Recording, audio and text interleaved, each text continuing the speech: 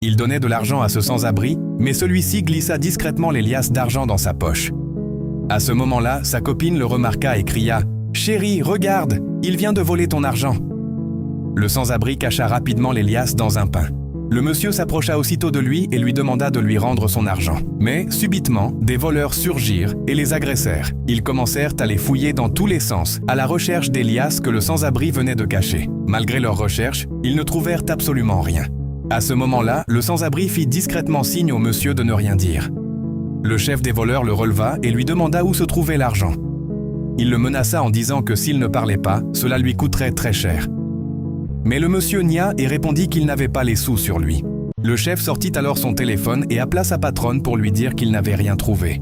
Furieuse, elle lui répondit qu'à son retour, elle ne voulait entendre aucune excuse. Les voleurs finirent par quitter les lieux en courant. Quelques instants plus tard, le petit garçon réveilla le monsieur. Celui-ci se leva et vérifia que les voleurs étaient bien partis. Le petit garçon sortit alors les liasses d'argent qu'il avait cachées dans le pain. Le monsieur, complètement surpris, récupéra son argent et lui demanda comment il avait su que des voleurs allaient arriver.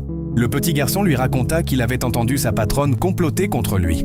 Touché par son courage et son intelligence, le monsieur le remercia chaleureusement, le serra dans ses bras, lui donna quelques billets et lui demanda de prendre soin de lui. Le petit garçon, rempli de joie, prit son argent et s'en alla, tandis que le monsieur repartait avec sa femme. Que va faire le petit garçon avec cet argent ? C'est exactement ce que je m'apprête à vous montrer dans la deuxième partie de cette histoire incroyable. Mais avant tout, abonne-toi, partage cette vidéo et ajoute-la à tes favoris pour ne surtout pas rater la suite.